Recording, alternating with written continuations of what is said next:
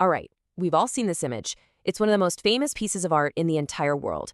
But today, we're going to look way, way closer. We're going to decode the profound sermon Michelangelo painted right onto the ceiling of the Sistine Chapel. And trust me, it reveals a story you probably don't know. So let's just start by challenging the one thing we all think we know. That title, The Creation of Adam, it's actually a little bit misleading. This painting isn't really about what most of us think it is. You see, the real subject here is something much more specific. It's about that critical, single moment, the transfer of the divine spark. It's not about God forming a body out of clay, it's about him igniting the soul.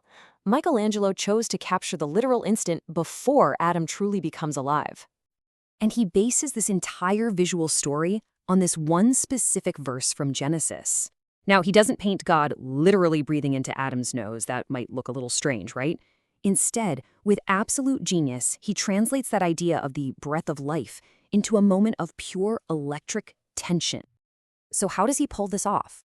Well, what's really fascinating is how Michelangelo uses contrast to tell the story. The entire meaning of the piece is packed into the huge difference between these two figures. I mean, just look at them. On the left, there's Adam.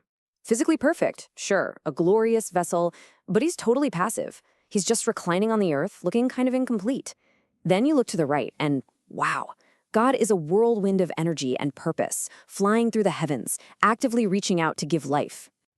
And this contrast brilliantly illustrates a core theological idea. Yeah, Adam's body is flawless, made in God's own image, but his pose is so weak, almost lifeless. His gaze is just full of longing and need. The point is, he can't get life on his own. He has to wait to receive it as a gift. Okay, now let's zoom in on the most famous detail in the whole painting. The entire message, the whole point, is built into that tiny, supercharged space between their two fingers. And I'm not kidding. All the drama, all the theology, the entire meaning of human existence, according to Genesis, it is all concentrated right here in this little gap. It's the split second before the spark jumps. So this almost touch is everything. It represents the soul, grace, the very beginning of the relationship between the divine and the human.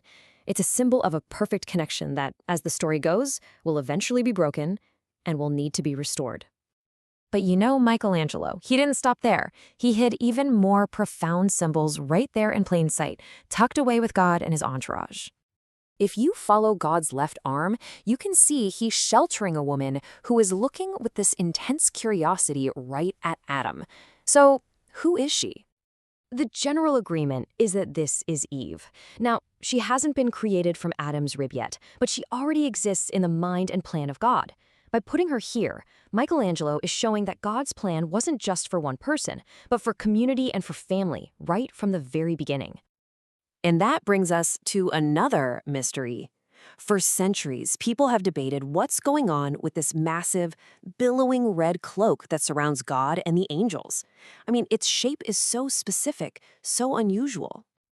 Two incredible theories have come out of this. The first is that the cloak perfectly outlines a cross-section of the human brain. How wild is that? It would symbolize God as the source of all intellect and wisdom. The other theory, that it looks like a uterus, a symbol of God as the life-giving womb of all creation.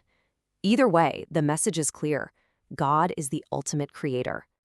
So when you put all these pieces together, the figures, the gap, the hidden symbols, the painting just totally transforms. It's no longer just a beautiful image. It becomes a masterfully crafted theological statement, a visual sermon. So what is Michelangelo's sermon, really? It's this powerful statement about our world. It teaches that our existence is a divine gift, not something we earn, that humanity has this inherent dignity, that our lives find true meaning in that connection to a creator, and that we were designed for community from the very start. And that leaves us with one last amazing thought, that uncanny resemblance of God's cloak to a human brain. Is it just a beautiful metaphor for God as the source of our consciousness? Or, and this is possible, since Michelangelo was a master of anatomy, is it one last brilliant secret, a final layer of genius hidden for us to find all these centuries later? What do you think?